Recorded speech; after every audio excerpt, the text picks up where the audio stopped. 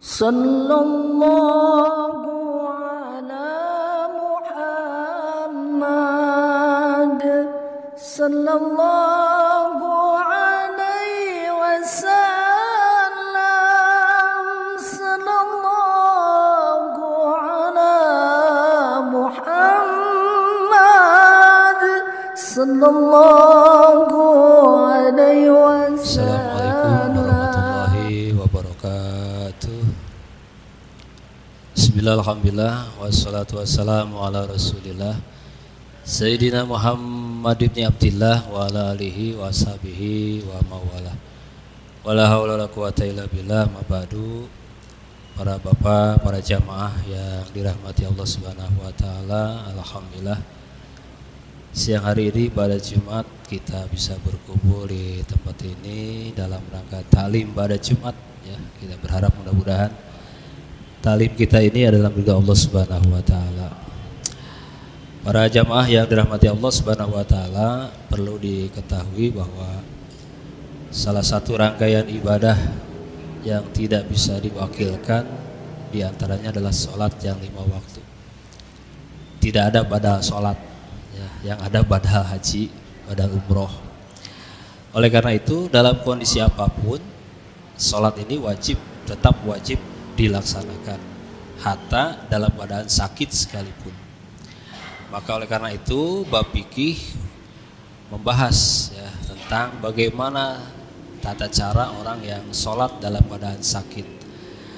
Sebagaimana dimaklumi bahwa salah satu rukun di dalam sholat adalah berdiri ketika sholat.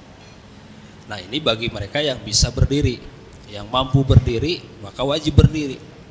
Yang berdirinya adalah berdiri sholat. Karena pengertian berdiri itu banyak macam. Ada berdiri yang berdiri nungguan angkot Pak, ya. Kalau nungguan angkot mah bebas berdiri. Nah. Tapi kalau sholat itu ada aturan ya. Berdirinya betul-betul berdiri menghadap ke arah kiblat. Nah sekarang ini timbul satu pertanyaan, bagaimana orang yang tidak bisa berdiri ya, dalam artian dalam keadaan sakit. Maka bab fikih membahas tentang bagaimana tata cara orang yang sholat dalam keadaan sakit ya, dengan tidak mampu berdiri, tidak mampu duduk dan lain sebagainya. Nah para jamaahullah, tadi saja saya lihat ada bapak-bapak yang sholat Jumatnya sambil duduk ya, maka itu diperbolehkan dengan duduk sesuai dengan kemampuan duduk kita. Yang terbaik adalah duduk di bawah, ya, duduk di teras dengan posisi sila. Kalau memang bisa sila, tapi kalau memang tidak bisa sila, maka dipersilahkan sesuai dengan kenyamanan. Kenyamanan pada saat kita duduk, mau sambil selonjoran, mau sambil sila, ya, mau sambil duduk seperti tahiyat awal atau tahiyat akhir, artinya disesuaikan dengan kemampuan kita. Yang jelas sholat itu dalam kondisi apapun tetap harus dilaksanakan. Ada orang sebagian sholat sambil duduk di atas kursi ya, itu boleh Pak, duduk seperti begini, duduk di atas kursi. Cuma ketika dia tetap masih bisa berdiri, diharapkan ketika takbiratul ihramnya berdiri dulu gitu Pak ya. Dia posisi berdiri dulu, kemudian karena tidak kuat berdiri lama, maka setelah takbiratul ihram itu dia duduk. Ya, misalnya begini ya, saat Allahu Akbar langsung duduk ya. Setelah duduk ya silahkan bacaan-bacaannya sesuai dengan bacaan sholat. Kemudian bagaimana rukunya, ruku tundukan, dibungkukan ya, antara kepala dengan badan kita membungkuk, kemudian sami Allahu liman hamidah, kemudian sujud dibungkukan, lebih bungkuk daripada ruku yang tadi kita lakukan. Artinya ada perbedaan mana ruku dan mana sujud.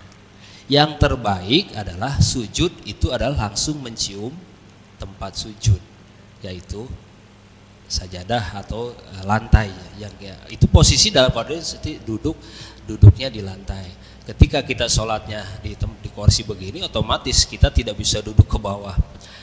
Nah ini bahkan sampai dibolehkan sambil tidur berbaring ya, kemudian telentang bahkan dengan kedipan mata.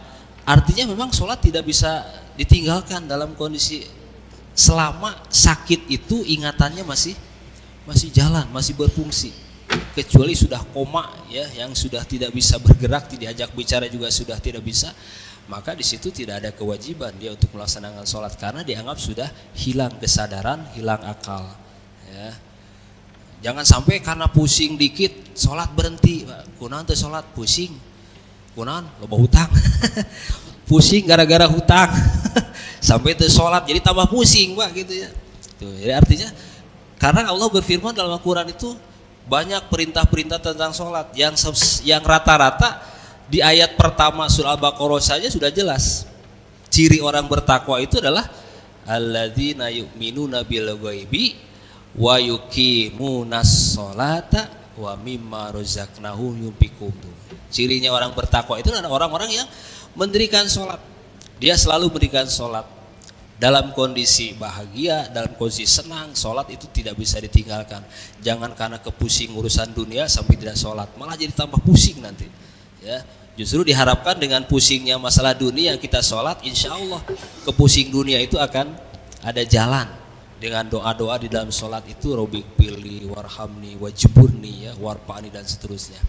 Nah oleh karena itu para jamaah itu barangkali sengaja bab fikih membahas kaitannya dengan bab sholat tentang bagaimana caranya orang-orang yang tidak bisa sholat sambil berdiri ya, tidak bisa sambil duduk, tidak bisa sambil berbaring, sampai dibahas bagaimana caranya sholat dengan berkedip mata. Intinya sholat tidak bisa ditinggalkan selama pikiran masih normal, masih waras gitu ya. Kalau sakitnya udah parah banget sampai masuk ICU tidak sadarkan diri, nah udah gimana mau disuruh sholat, orang diajak ngobrol aja udah nggak nyambung ya. Maka kita yang sekarang ini masih itu wajib untuk.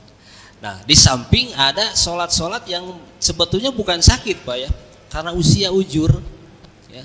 Kayak ujur tadi kan bapak-bapak ada ya sebelah kanan itu ada yang diduduk.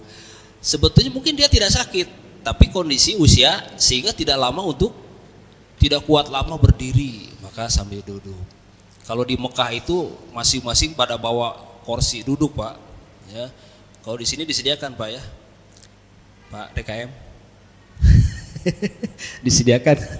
disediakan kursi gitu. Jangan sampai jamaah itu repot yang mau datang ke sini harus pulang dulu bawa kursi ya gitu ya. Minimal bawa kursi masing-masing. Itu ke masjid bisa bawa dari rumah ke masjid ya, tapi kalau ke anggota dewan dia nggak bisa bawa kursi Pak ya.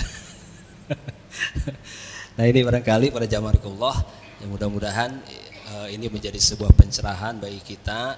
Jangan sampai terbetik dalam pikiran kita untuk meninggalkan sholat dalam kondisi apapun. Sholat itu wajib.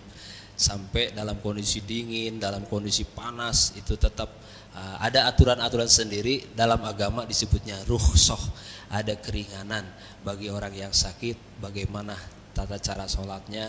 Bagi orang yang sehat harus bagaimana, termasuk berwudu ya. Bagi orang yang sakit itu ada solusinya. Intinya tidak bisa berkelah untuk tidak sholat. Mudah-mudahan pembahasan singkat ini bisa dipahami, bisa dimengerti, artinya bisa dipraktekkan dalam kehidupan kita. Karena sewaktu-waktu kita semua akan mungkin nyampe ke satu umur yang kita sholat tidak akan sempurna sesuai dengan aturan agama yang sebenarnya. Maka akan muncul sebuah rukhsah, keringanan, sholat sambil duduk ya, sholat sambil berbaring, sholat sambil telentang dan sebagainya. Terima kasih, mudah-mudahan manfaat. Assalamualaikum warahmatullahi wabarakatuh.